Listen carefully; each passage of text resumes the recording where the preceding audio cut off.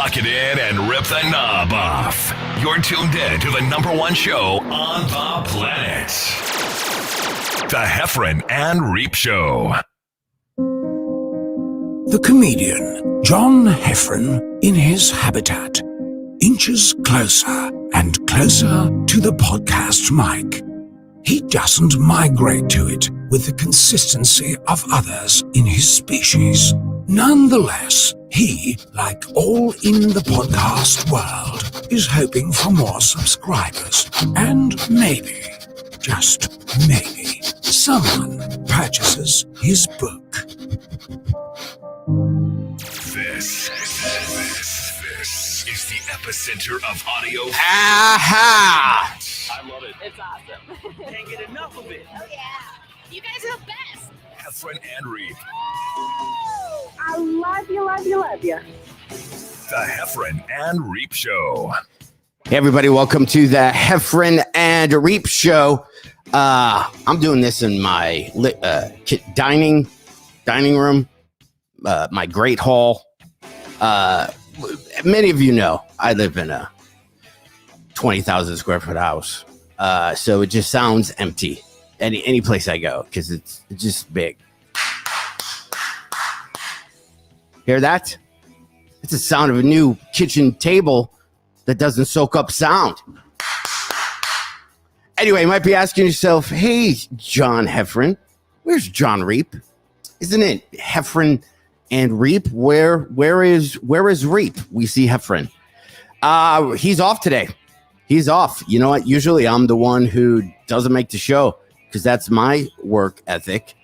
John could not be here with us today. We all miss him. We all send him our love. Arby's. We give him good thoughts of Arby's. He'll be back on this show next Monday. He's probably on his country-ish podcast probably later tonight or tomorrow. I'm not his keeper. I can't keep track of what that guy's doing all day. It's none of my business. It's the day after 4th of July. Here's some fun facts to tell you about 4th of July. First fireworks recorded in America were set off by an Englishman, Captain John Smith, famous in a story of Pocahontas. What is this noise? Colored fireworks didn't exist until, when do you think colored fireworks came into play? What year do you think that was? If you said 1960, you're wrong. It was actually 1800s. That was the first. That's probably a big deal, right? Everybody's, fireworks, and they're like, "Are you going to fireworks this year?" And I'm like, I don't know. And they're like, "I heard they're in color." You're like, "What?" Also, most firework accidents are caused in family backyard parties. We probably knew that. Closely followed by incidents in the street. Yeah, there's always the firework lighter guy, and I've never been that person. I just know inherently something is going to go wrong with the fireworks, and there's always a guy in like cut off jean shorts, and you could kind of, if he sits down, you could kind of see one of his nads hanging out if he's sitting on a lawn chair, so you try to avoid that. Very like farmer's tanny, always willing to run out and light the firework and then run back. I was never that guy. I just stood far, far away from basically everybody. Sparklers, harmless? You think so? Yes, they're one of the most things that give you the most injuries are sparklers. Remember, you toss them. I remember tossing them as a kid, and then you wouldn't actually get hurt. It's whoever ran through your yard the next day were the people that took it right in the foot.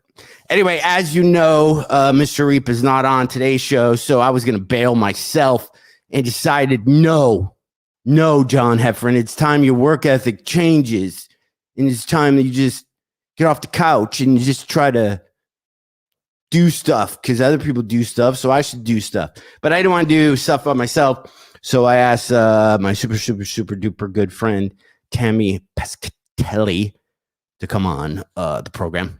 Very popular from last time she was on. So I called her. She was doing something family-y, something very important. And I said, will you come on the show? And she's like, well, do I have to be there the whole hour? And then I told her, no, you can just come on for like a minute or two. But once she's on, between us, she's probably gonna be on the whole time. Because I have nothing to talk about. I have one cool thing to talk about, but she's probably gonna be on the whole time. So with that, we should play our cool bumper and just get Tammy Pescatelli on to the program, and then we'll continue with.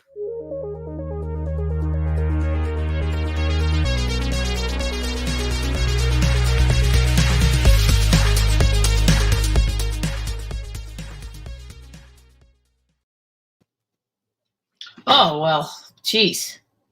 I have a sippy cup, Tammy. If you can see it for those of you, I got this. And I didn't think I would like it. Do you see how big it is? Yeah, I see. It's huge. So the premise was I was using too many cups. Okay. Too many glasses of water. So now I've been assigned one big sippy cup, and it's mine. I know where it is. When I'm thirsty, I look for it. For the whole day. For the whole day, I just use the same cup. I don't even clean it out anymore. Isn't it funny that the older we get, the more childlike we become? Because like you can't sleep unless you have your right blankie. Like it's all just such a mess. Now you got a sippy cup. You pee on yourself a little bit. Yeah. And then, but look at it. This isn't even the biggest one, but the straw makes a huge difference. Yeah. It's such a pain in the ass to take to go right to the cup. Yeah, but you know that your teeth too are sensitive now too. That's why you have to wait a while with the straw. Look at me with coffee late at night, so I can just complain why I can't sleep. At least I'll blame it on us. If I have sensitive teeth, am I not supposed to be using a straw? Well, you're sending the cold right to the back of them right away. Oh, I see that. Well, do you have how many cavities or teeth work have you had done? Oh, I have the worst teeth ever. I have horrible. I mean, I'm missing teeth. I'm half hillbilly back. I'm missing all kinds of. I'm missing one right here. I got it yanked. My baby tooth that never went away. I got it yanked a couple months ago. Mm-hmm. And watch when I smile. You can't. Oh, yours is almost the same. If you look down. Mm-hmm. It could hurt. Okay. I talk to you like this. Like I notice I talk a little bit more like I have dip in my mouth to cover up the hole. But you know how expensive it is to get new teeth? Okay, wait. Let's talk it through. First of all, when I was a kid, this is a huge argument in our house with my mother because she swears she took us to the dentist. She never took us to the dentist. We went to our dentist. Our dentist got in trouble for robbing a bank. He pulled grand larceny, and or armed robbery. I don't know. I don't know all the details. And then we never went again. Then I never had dental insurance. I'm a comedian, man. I had dental insurance when we did our show for a period of 5 years. Right. And that's it. It's done. Hold on. I was trying to look up something while you were saying that. Yeah, I'm no longer making fun of. Well, I never really did though. But people make fun of. Well, you toothless, blah blah blah. Like people. Oh no, I don't make fun of anybody. I don't. Not anymore. Although I do think, John, I think that root canals are like the great medical snipe hunt. I think root canals are fake. I think they're completely fake. And because you always end up losing that tooth after you pay $1,500 to get it fixed. Well, here's the order that happens because I've had this happen non-stop. They say you need a root canal. Here's what happened to me in LA. They needed two. They were on 2 teeth. So I went and got the root canal. And then I needed caps for those 2 teeth. So then you get that done and you're like, cool, I can drink 5-hour energy, eat chocolate, do whatever. I don't have that horrible pain. Then I go to the dentist again going, hey, I got a little pain here. And then the dentist goes, well, you have 2 roots that need a root canal. I'm like, I already had them done. And then they go, well, they missed them. So there's 2 left. You're supposed to. So then we got to drill a hole through your crowns, get it, and then you got to get brand new crowns. So at some point, yeah, and root canals, I don't even know what they do. People are afraid of root canals. They don't hurt at all. Having the dentist floss your teeth, I think, is more disruptive and painful than a root canal. Root canals. So you're right. I think they just go in there and they fake it. They just kind of mess with it. I don't. So next time you get a root canal, look and see if anything's plugged in. I don't think it is. I think they're day actors that just show I up also that day. think, yeah, and I think it's like the massage when you fall asleep, and I'm pretty sure the massage lady leaves the room. Yeah. And just wakes you up at the end. I think I'll never forget though, the one root canal I had, I was in LA. I had no money. You know who helped me pay for it? Eddie Griffin and Dom Irera, because I was in like so much pain going to work. Right. I paid them back, by the way. But I went on a Super Bowl Sunday because the dentist had office hours. And as I walk in the world's most horrific pain of my life, I got a big old thing like this. And I was young back then. So other than that, I was doing all right. But guess who walks out? Brad Pitt. I go, can you imagine finally the day that I happen to and it's just me and Brad Pitt. He's coming out because we're the only two in the thing. He's coming out of the dentist office because apparently that's when big time celebrities go during Super Bowl Sundays and stuff. Right. And I'm like this with a big old, I couldn't even. How old Brad Pitt did you see? Well, think about it. I was probably 28. So Okay, I so thought 20 years ago. Brad Pitt. Did you get the Brad Pitt all? I know somebody who spent time with him, and they said he didn't have like whatever Brad Pittness you think he would have. He was actually didn't have that. Well, I was in so much pain that if he would have wanted to make out with me, I'd have had to pass at the time. Like, you know what I mean? I could care less. I was mad I was missing the Super Bowl. I was just it was a whole bunch but he was very sweet. He opened the door for me and said, good luck with that, which in my head I took to that he asked me to marry him. But, Did what'd you do for the 4th of July? Do you guys went to West Virginia? Did what? I went to West Virginia. I have some family that's down there in witness protection program. And but I really do have family in West Virginia. And we went down and I spent some really good time I have an uncle that was so amazing. When I was a kid, he's the one who introduced me to Rodney Dangerfield. Right. And he always was like, I get no respect. And you're a little kid and he's doing the whole routine. And now he's older and he has dementia. And but the sweetest, he's so happy all the time. We sat down and we watched Rodney Dangerfield together. So it kind of came full circle. And that was a really sweet moment. And then the rest of the time, my West Virginia cousins kept trying to get me to blow my thumb off with fireworks or flip their side-by-side open thing, trying to make me puke. I'm like, dudes, they have all those little, those like go-kart fast things. Side-by-sides. The crazy going up the mountain and trying to make me puke. But I'm like, dude, I do USO tours. You know what it's like? I flew in F-150. Like, they make you puke then. This is nothing. This is absolutely nothing. Here's what Alan, I sent you a picture. Did you get the last picture that I sent you, Alan? Hey, everybody. I can't comment. Oh, wow. You did that? I didn't do that. Me and my girl Michelle did. She's big in the charcuterie boards. So we did this in the camper. This was us camping.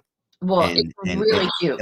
And we made that. See the stars in the usually how I do it is I would finish that off. And the running joke is I grab a handful of goldfish crackers and I throw it just on top of that. Well, my hook. It's beautiful. I'm glad that your girl did that because otherwise I would thought you got a vagina for the 4th of July. Well, no, I'm a big fan of charcuterie boards now.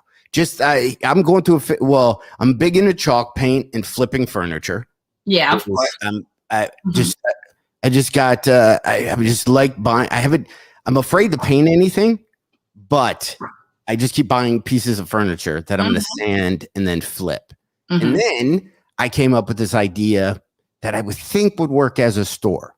If you what I do on the show is I pitch a lot of things that are legit businesses and probably people will steal. Yeah, that's our whole relationship, quite frankly. So find another great idea that we don't do and someone else does in the next. So listen to this idea. I was come up with the name of the thing first, and then I figure out what's that thing. Okay. So you say the name and I'll try to guess what the thing is. What it would be a business. Okay. Okay.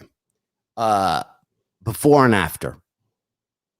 Well, clearly, then we're talking about you redo pieces of furniture there, Yeah, right? but here's the hook. Here's the hook. I got 3 different things here. It's a donation center where people bring their old furniture or we come and pick it up. Because I have old furniture. I've noticed the biggest pain in the ass is trying to get rid of it. Okay. 1-800 junk is a ripoff, and they charge $1 billion to remove stuff that should be set on fire.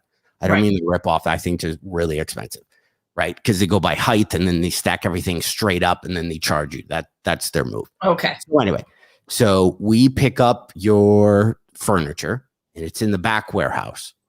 In the middle part is the shop full of every piece of sanding equipment, paint, everything you could possibly need. Okay. You come in as a furniture person who enjoys flipping. You pick out your piece. You use our stuff. You paint it, and then we put it in the front of the store, and then we split the profit with you. I like that. I like that a lot. So you could come in, so you're not flipping the stuff at your house. You're not doing all that. We have all the equipment. I have already thought about the rules. Is you have to buy all your supplies from us. Mm-hmm. You know, or it's like a membership, or it's like a gym. Right, because right now I have so many projects in my basement. I'm doing. Just come to us. You go. We have wine. Yeah. You have Hermos. You have wine, and it's a group every Tuesday. And you guys grab the pieces, or you bring your own. And then the front of the store is a resale shop, and you just flip the furniture. So I like it. I like it. I hate going called before and after furniture. Because now what are people saying, Alan? Anybody saying anything? Like John has a house, is what they said. Yeah, that's okay, I don't know. John, the idea man, tons of ideas, said Shane. Hi, Shane. Yeah. So I'm afraid to read. You know, I posted a comment recently on Joe Rogan's Instagram. Okay. By the way, there are 700 podcasts that only talk about Joe Rogan's podcast now. It's like this weird thing. Yeah, it's weird. I try not to dive off. If I'm going to listen, I listen to only the main thing. You know what I mean? I don't like carbon copy kind of thing. Well, no, people literally go on Joe. So I posted, I think that they have a big McGregor fight coming up. And I just, you're laying in bed and I scrolled and I saw it. And I go, I don't know a lot about fighting. Which one is Paul Sean? Or who's the guy who's Mark Paul? No, not Mark Paul. No, you're talking about the Logan Paul? Logan Paul. I go, which one's Logan Paul? That's all I said, right? If you were to read it, you would see it's a throwaway. Mm-hmm. So on my Instagram, it's comedian John Heffron. I probably got 400. I had to literally shut off the notifications. People going, why do you have the word comedian in your title? Like, obviously, you don't know. You should take comedian. Like, oh, these people shitting on me for just one simple. Which one is, obviously it's not the thing. So I can't, is it a sarcasm thing or is it just that fan base or that age group that are just combo. Like, I ended up deleting that. The problem is that's their new thing. I can't help it. I'm not a narcissist in real life, but I'm a social media narcissist. I post what I post. I don't read everybody else's comments. I don't scroll down and figure out what they say. So I don't know who has time to read everybody's comments on things. And that's who you're dealing with. You can't get out. Listen, I just had a guy say to me, hey, I got these 2 friends that are doing open mic in Charlotte, and I'll see if they can get you in the club there. And I was like, listen, baby, good. I've been playing that club for 2 decades now. like 2 decades, 25 years in comedy. I've been playing that club. But thank you. That's so sweet. Well, we are. I wanted to talk about the other thing we were going to talk about before I brought it. But so I'll tell you that. So speaking of 20 some years of comedy, I'm going to deal with this real quick, and then. Heffron and Reep. Subject change. So my 33 years of comedy is this summer. Wow. Right? And 89. So is that 33 years or 32? I don't know. We're close. 33. Yeah, I don't even know how to. Yeah, that's a lot. 94 was, so maybe it's my 26th year. 20. I don't know. I don't get paid enough to figure out math. So my very first paid gig, not doing sets or not, where my first road gig ever was in this place called, I should show you. I'm going to show you on something I just got. I need one second. All right, I'll talk to you guys about something. Yeah. Listen, hey, guys. Tell them where you are in Michigan in November. I'm going to run and get something for storytelling. I'm in the Magic Bag, November 7th in Ferndale, Michigan. John's going to at least introduce me. Come hang out. He'll definitely be there if you want to see him. And then I'm going to tell you one other place real quick. I'm in Huntsville, Alabama, July 24th through 25th. And these weren't necessarily to show you guys. This is because I need to remind myself that I'm going places. I don't remember anymore. All right. So my very first paid gig, right, was Why couldn't you just do this? Why do you have to go get? Oh, that's Florida. Where are you? I have. Oh yeah. Why didn't you just? I have a Michigan charcuterie board. That's hysterical. So my first paid gig was right here in Alpena, Michigan. Okay. So 33 years ago, out of bowling. I am way more winded running in to get this charcuterie board than I should be, by the way. So my first paid gig was at a bowling alley, the Thunder Bowl in Alpena, Michigan. I got paid $50 to MC, right? And it's like a 3-hour drive, maybe from wherever I lived at the time. The headliner made me give him $20 for gas. Oh my God. And when we went through McDonald's drive-thru on the way home, I bought McDonald's and nobody gave me cash back. That's hysterical. I will tell you, twinsies, my very first paid gig ever, Moline, Illinois, at a bowling alley. They did not stop bowling. And the headliner, I was emceeing, and the headliner was a guy named Fred Klett out of, I think, Milwaukee. Wisconsin. Yeah, and he was amazing. Yeah. One of the nicest guys. I don't remember who the feature was, but I just remember going, wait a minute. I just did 5 minutes and I got $50, and I thought I was the most brilliant businesswoman in the world. And I thought for sure that I would have been on the Tonight Show in the next 3 months and retired by this point in my life. Fred Collette was from Wisconsin, was headlining all the places when I was starting up. There were so many funny dudes that were kind of in that circuit that would just kind of destroy, if it was not a competition, but if people were aware of them, would kind of destroy almost anybody who has a big Netflix special now. There are some road guys from the 80s or 90s that for whatever reason just stayed road guys and never got any type of play or whatever, that are just so funny. Right. Well, I always say that, no disrespect to Seinfeld, but if they had seen Mike Toomey out of Chicago, he's now on WGN, but every morning, but if they'd have seen Mike Toomey, there'd be no Seinfeld. Uncle Lair, who got a lot of love from Ronnie Dangerfield's special, but then decided, I think, John, what happened to that group of comics is they did what you and I did. We should have learned from them after Last Comic. We didn't stay in LA and audition and try to get on TV shows. We, like two dummies, went out on the road and went back to try to make some money because we were poor from all those years of being on the road.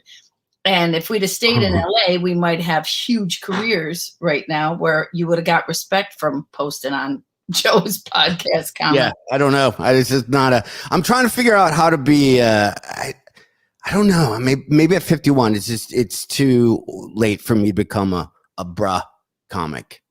You know? It's too late. There's a lot. There's a lot of older dudes. We have a great fan base. What do you think? Yeah, I do. I like it. They're busy, then they take time for us and come see us, and that's all. Okay, now I'm all over the place, but everybody who knows me knows that. So I'm going to tell you.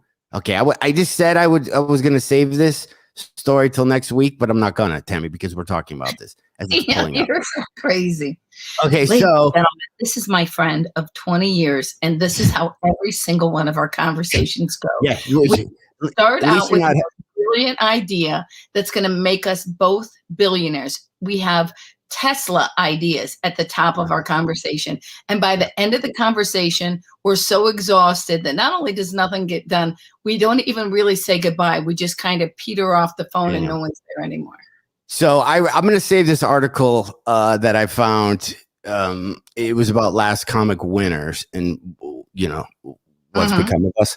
And I'll just read you this little quote from me. I don't know why I brought this up. Maybe because we were talking about not being a bruh comic. Okay, his material spans the gamut: personal affair, observation, bits about everyday life. Hailing from Detroit, Heffron.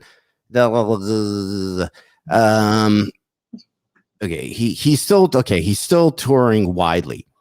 It's not the kind of comedy that makes critics sit up and take notice for being cutting edge, politically astute, or culture relevant.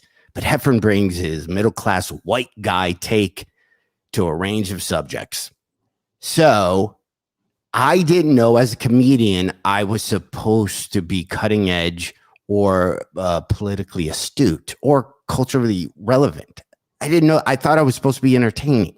I thought we're supposed to be ourselves, quite frankly. But apparently I've been doing it wrong this whole time when I've been doing material of reminiscing and just I'm supposed to be astute.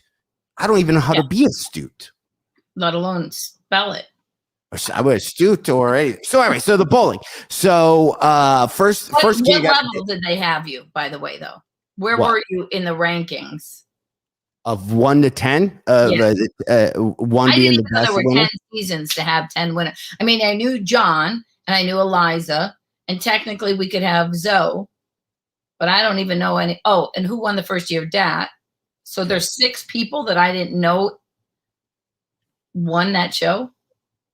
In this article, there was only one person below me. That is such BS. I can't. All right, so here we go.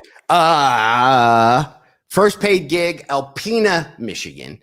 Okay. So for 33 years later, I decided, since the world's opening back up, I'm like, I want to get back to basics. I want to go just do those type of places just for 1 week, just for one and not like just fun week of those type of shows. They're going to be a little weird or not what you're kind of used to. I kind of equated to when Rocky was working out in the really expensive place and he lost and then he had to go back to the basics. Sure. And I kind of feel like, I kind of want that again. So Reep told me that he would do them with me, which made it just a lot easier because it's fun. If you're going to go down in flames, or it's just funner to do with somebody else. Right. So we got 5 shows coming up in August, and it's hard for me to show here, but we're starting in like Wyoming, Michigan, which is right below. Alan, do you have any of these dates? Right below Grand Rapids, and then we move up 131 to Howard City, Michigan, and then on August 25th. We are in Wyoming, so we go back so to here. And then on the 26th, we are 26th and 27th, we're in Rockford, Michigan. These are all bowling alleys, by the way. And then on the 28th, we are in, I believe, Muskegon, Michigan, all doing bowling alleys on that little run for 5 days. People have been posting, why don't you come to this bowling alley? Why don't you come to this one? And some of them, and we're calling it the That's How We Roll tour. Just 5 days, me and Reep showing up at these shows, and apparently they have conference, or they have comedy clubs, I guess, at these. That is debatable. We will see. But I'm excited to do these, and we have the link up there now. Me and Reep will be plugging it a crap ton once he gets back. But I just want to sell these out now because, Tammy, and I don't want to always somebody in somebody's team. Right, because there's people. You have us, and then there's people in charge of you, and they scoffed at this. They said, "Well, when you guys do something substantial, then clue us in." Meaning, Oh, yeah, I got it. meaning if me and Reep keep doing these, because we already did 1 week of them and we sold out every show. So if If we they do can this make little some run money off it, is what and they're we saying. sell this out, then they want to hear about it because then they're going to swoop in and go, okay, we would like our commissions. And Yes. which only irked me, which now made me just I fire in my eyes, a charcuterie board in my hand, starting in August, below Grand Rapids and up. If you're anywhere in this vicinity, and I've heard some people go, why don't you come to blank, blank city? And I looked it up and it's only a 30-minute drive. How about you drive to where we are? Because this is where we are. This is, if you got a kid going to Grand Valley, that's welcome week. You're already going to be up there. Your kid doesn't want to see you anymore. They want you to drop them off, give them some cash, Venmo them, and then leave. So then that's when you come and you see me and Jon Reep as you drop your kid off to start their life at Grand Valley and up in Muskegon and all that. We're going to bowl. We're going to have tickets where you can be on me or Reep's team. There's Twinkle a link. Toes. What? Twinkle Toes Flintstone, one of the best episodes on a cartoon ever. Well, I have this song that's just been stuck in my head. This do you know this song? No, and I don't know how I would. You how it's done. Oh my Let's God. bowl, let's bowl, let's rock and roll. It's a wow. That's from Grease too. That's I from know Grease too. that. The better of the Grease things. So anyway, Waka so waka wow. that is the Heffron Reep. That's how we roll tour happening back in Michigan. Jon Reep loved Michigan so much. He's actually coming back. And it's the only place that I could find 5 bowling alleys that would have us Tuesday through Saturday. Okay, I'm gonna give you your idea, as we often do for each other. And you're selling bowling shirts. I thought about that. We thought about, or wristbands. You definitely gotta do your bowling shirts. Bowling shirts, I think, would be expensive. Well, you can make a t-shirt that looks like a bowling shirt, just like a tuxedo looks like. You could make a tuxedo t-shirt. You can make one that looks like a bowling shirt and has your names on the The thing. original, we were going to call it Back Alley Boys, and then the Back Alley Boys tour. And then we decided that sounded a little too illegal, a medical procedure-ish. Oh, we well, it also sounded like something that you're not really advertising. So I don't know. That's a whole different thing. Let me look at the comments real quick. Somebody's going, Michigan, that's odd. Well, it's because I'm from Michigan, so it's not odd. They know. They were saying, somebody was like, sign language. This is what people do in Michigan. This is, if you've ever traveled around, as I have. I have a charcuterie board. That's how what a Michigan man I am. Again, the tour started here, and we're bowling all the way up to, oh man, I don't know how weather guys do this. We're not hitting Reed City, but I heard Reed City's awesome. And we're just going. We might rent a house in Grand Haven and just kind of go up and down 131. So anyway, Venmo, you had a story. Yeah. I wanted to share. You mentioned Venmo. So I have been driving a lot because, the world opened up. So I've been going to some gigs. And literally, I've seen 3 different cars where these young kids, it's my 18th birthday. It's my 21st birthday. Here's my Venmo number, like our Venmo, whatever at thing, send them money. Like, is that safe? They want random strangers to send them money. Is that what we've come to now? Like that you literally, all you have to do is put it on your back window. So clearly you can't see well when you back up.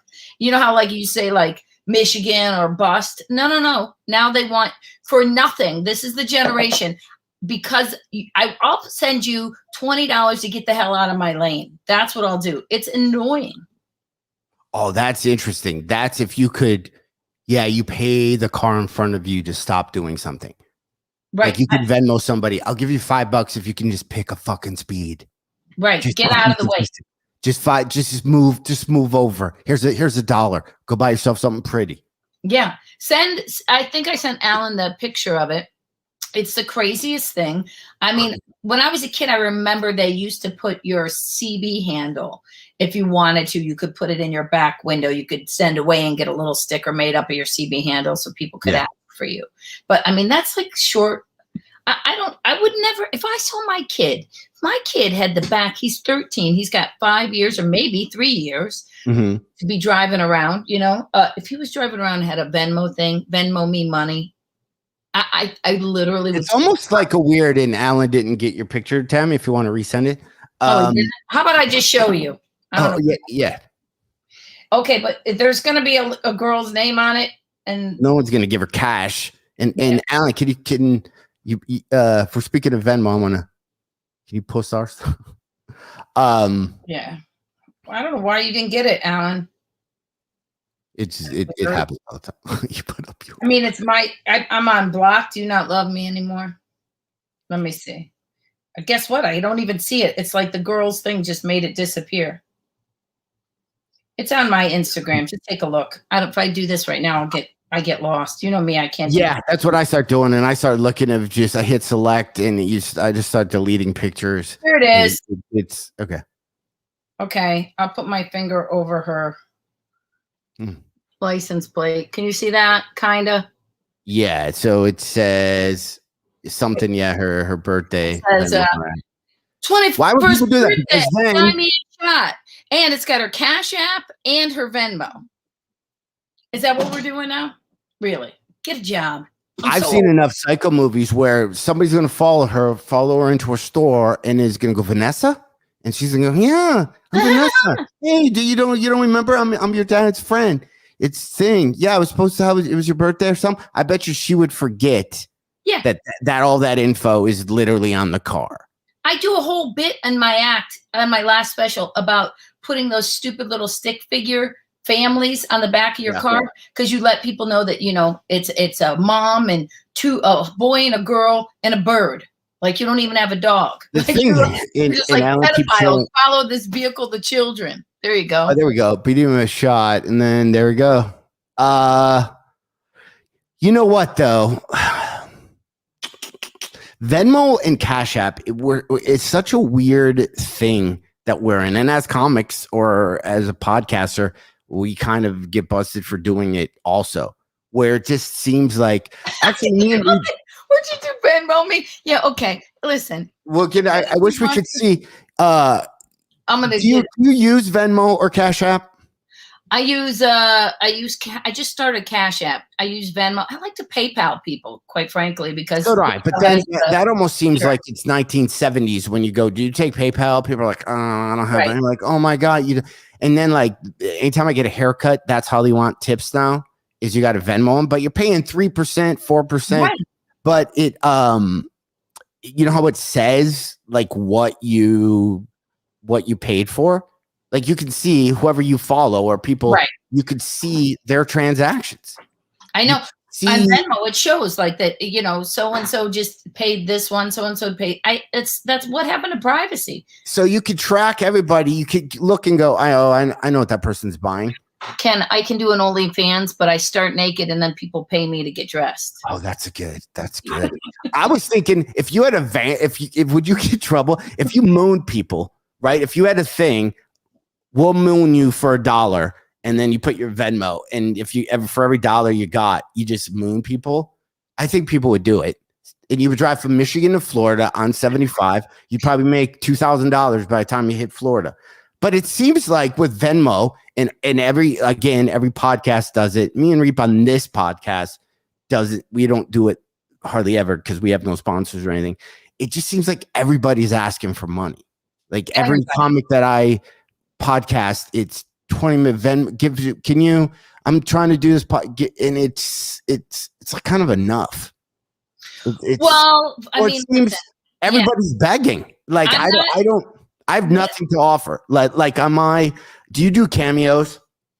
I did. I signed up because you asked me to sign up, and then I felt weird doing it because I just usually do those for free for people after the show. Okay. And then I also if people ever try to give me a tip after the show, I never take it, or tell them to go give it to the waitress. I took one once and I kept it when I was in my 20s. You're probably young. Yeah. If you were young, it was like $100. Right. That's a huge difference. But people I'll sell a t-shirt and, they'll go, oh, keep the change. I'm like, no. You can give it to the wait staff. I guess I feel like, we have the same demographic, as I've said before. Like, our people, I just want you to come back. I'd rather you not feel ripped off by some stupid little thing that I have going on, and come back the next time. Save that $5-10 that you were going to give me, and give it for a ticket next time, or give it to the wait staff so the club is happy that I show up. It's a weird, I had it's just a weird thing to always be back. If you don't have something to offer, like on Cameo, I was going to stop doing it or pause it, but I didn't know how. Right. So I don't know how. So I just upped the price, and I figure, okay, I just priced myself out of anybody having me do it, and I still get them. Wow. And on Cameo, I was in Atlanta, and this guy came up and goes, "Hey, you did a Cameo for my birthday. I turned 50." And he's like, "You said this, and that." He goes, and it was 4 minutes long.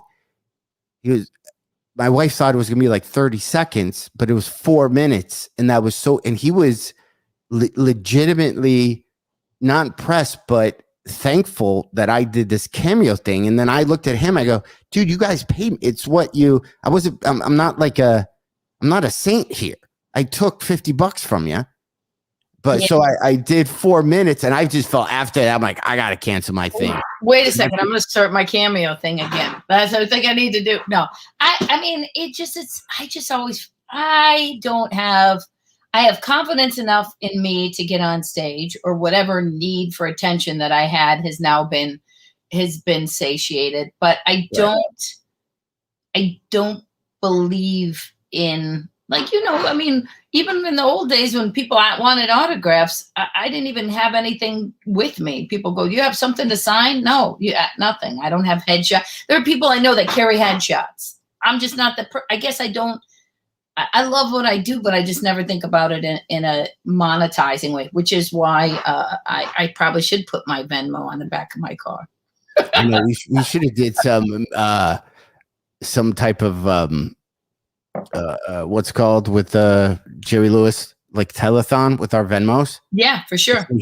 Who could have made the most money in like 2 minutes at dollars, and then we would have I'm gonna think of a game we can play with Venmo. And then we donate it. Do something fun. Donate it to I remember comics selling like remain nameless, like Polaroids of themselves after shows, and they would charge $20 to I know exactly who you're talking about. Yeah, they would get $20 and people signed them, but people liked it. I always thought that was weird, right? And then there are people who then scoffed at a comic selling a picture of themselves. But then this new trend happened where people started charging for meet and greets. So then they would go, "Hey, there's a $50 meet and greet. You get to meet the comic, and then for $75 you get a T-shirt." And then they'd have a little wall set up with their name on it, and people would come. And so they were getting $100 per person to meet. But somehow I'm like, you just did the same thing that the Polaroid guy did. Yeah, you just added some zeros to it and made it trendier. With the level of comics now, it's a friend of ours, lots of friends of ours, but are getting movies now based on jokes in their act. And I'm like, you and I both are storytellers. We tell lots of stories that are based on real things that we either funnied up a little bit or just really happened that way. And I'm like, how did I miss the "you get a movie" job? I don't know, but I'm gonna Venmo. That's what I'm gonna do at my before and after furniture store. That's a good idea, don't you think? Sure, I got it.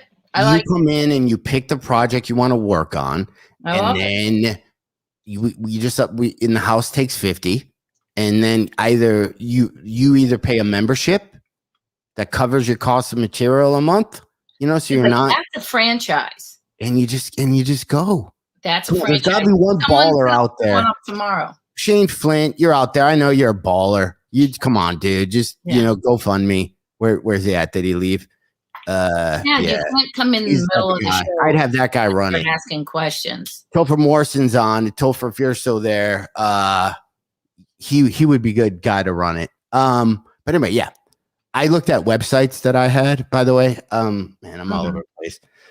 Look at Randy said, "Wait, what are we talking about now?" I feel the same way, Randy. I have no idea. Heffron and Reep. Subject change. I don't know what we're talking about anymore. I really don't. I have a birthday in 2 weeks. That's right. Mm-hmm. But you already said you're 51. You know what I did? I rounded up, and I've rounded up ever since I was on stage. For some reason, when I was on stage at 22, I thought the jokes would be funnier if I said I was 25. Wow. Right? Because I'm like, so like at 22, I'd be like, so I'm almost 25, and then I would have these jokes about that. Or when I was 27, I'd be like, well, I'm almost in my 30s. Joke. And now I just realized that I cheated myself out of years and years by upticking my age. Mm-hmm. So I think I might just I might turn 50. So let me ask you something. And stay 50 for I'm getting older. Clearly, we know that, right? And set aside weight gain and all that other stuff. The older I get, I'm starting to pay more attention to what I wear on stage, right? Oh, yeah.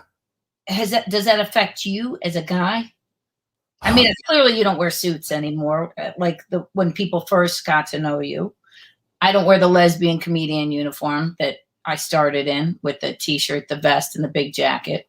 I don't know what to wear, and I've always thought about it too much, even from when I started doing comedy. I remember I dressed however a 19-year-old dresses in the 80s, and my dad said, you have to look nicer on stage. You should kind of think like Kenny Rogers. Kenny Rogers always looks dressed up.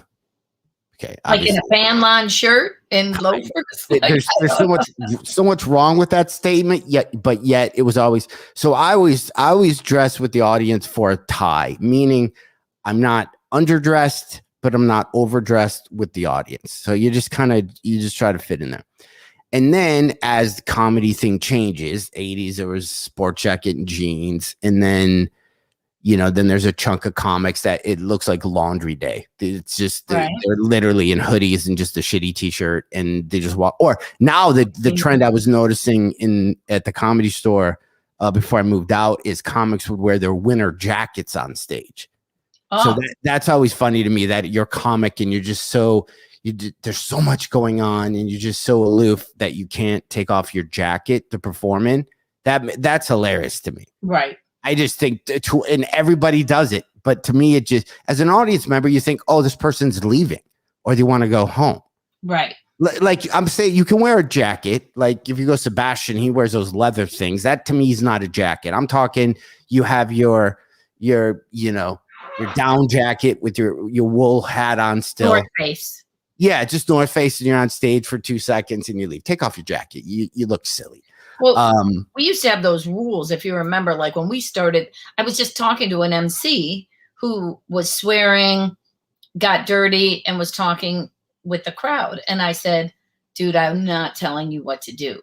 Right. But it'd be easier for everyone if you don't talk to the crowd, because I don't talk to the audience. Yeah. Unless I don't want to yell at them to shut up.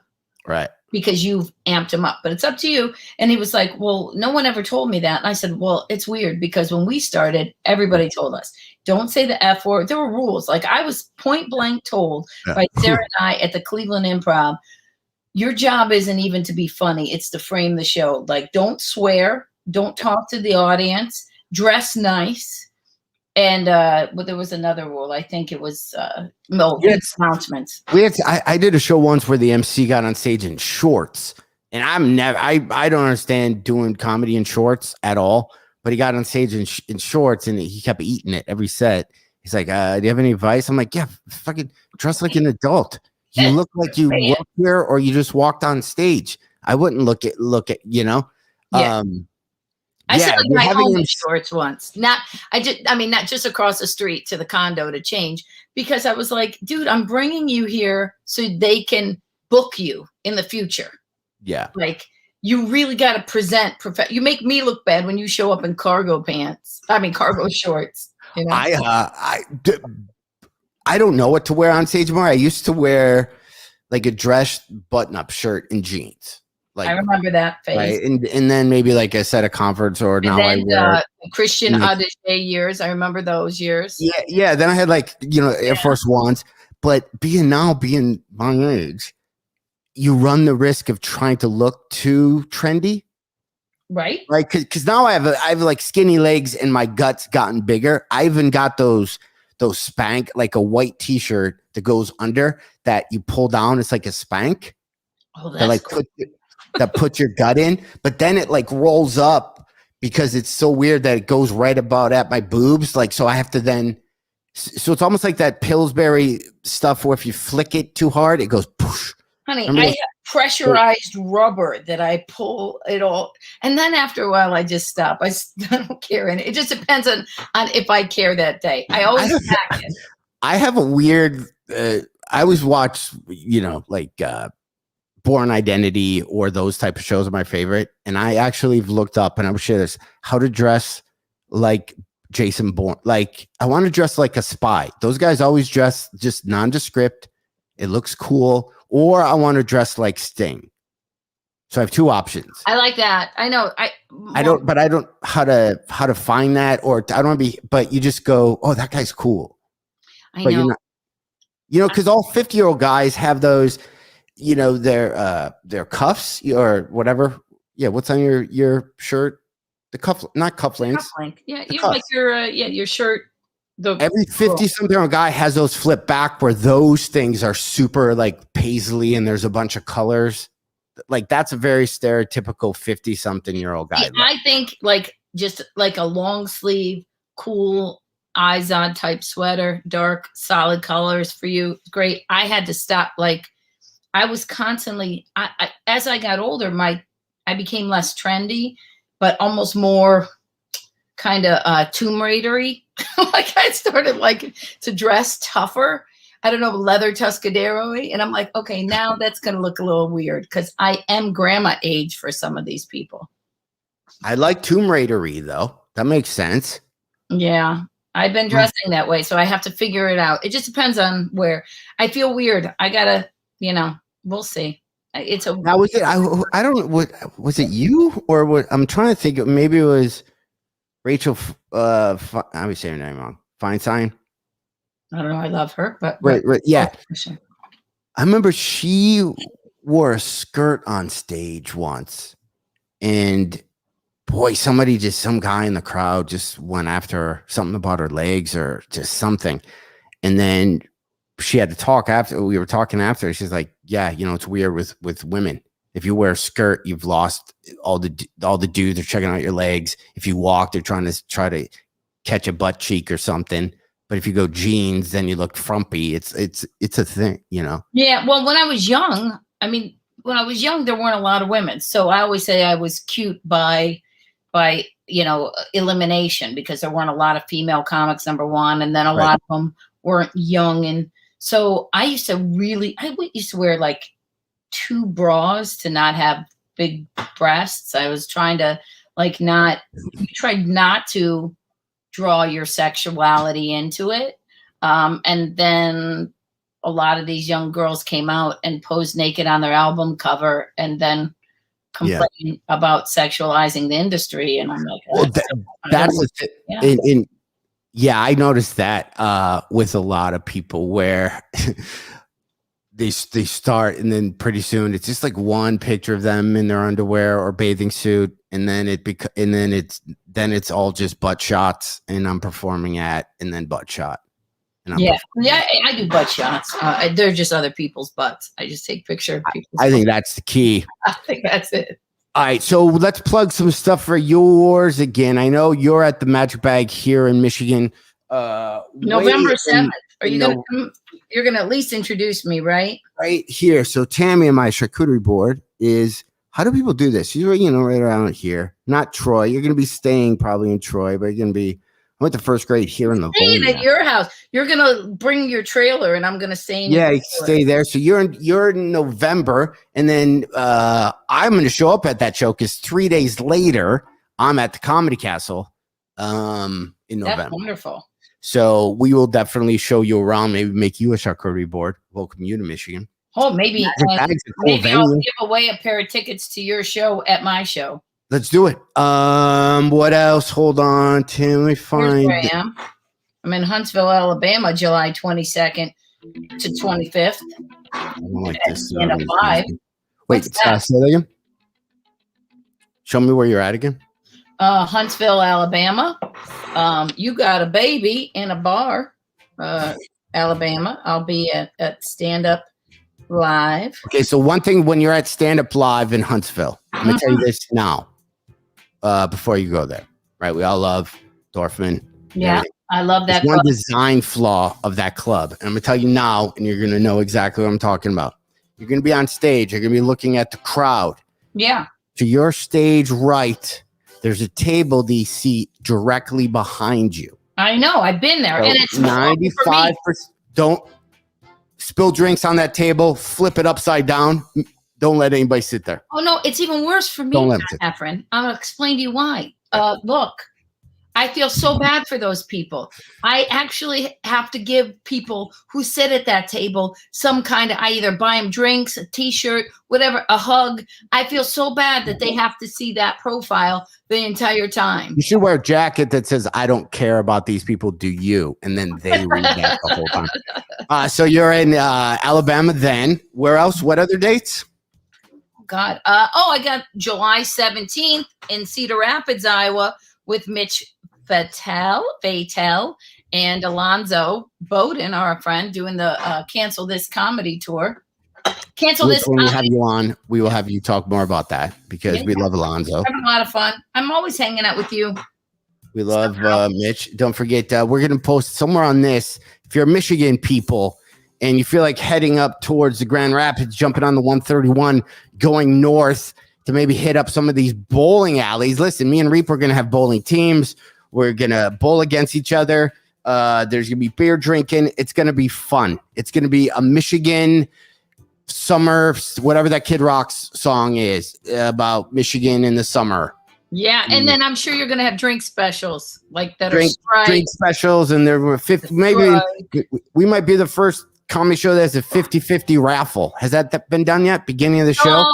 Madigan and I were once going to do the bingo tour where we're going to get on a bingo bus and play bingo during the game, call one game of bingo during the whole show. And at the end, someone in the audience would win a pot. I think it's done. And I have a feeling I'm going to get the owner of all bowling alleys on. I think this could be a thing. I think, all these people going to these big theaters, doing these big shows, and there's most of the people don't live around those type of places. I think we bring entertainment to. Well, you go there first, and then I'll follow up. Yeah, we'll make sure it's okay because we'll make sure it's not roadhousey. Because I don't mind it. The double douche, I'll go. I don't mind. I don't even know if I have insurance. I'm not fighting anybody. But we'll start there. Jon Reep probably has dates that he's performing at if you go to jonreep.com. But that is our show. Jon Reep will be back on Monday. Tammy, thank you so much for showing up. Thank you. Glad to do it. I'll try. I had something else I wanted to bring up, but I'm not gonna. So that is our show. Everybody have a wonderful week. And hey, your kids are back in school in about a month and a half. So that's how fast life goes. Okay. Ciao. You're tuned in to the #1 show on the planet. The Heffron and Reep Show. Heffron and Reep.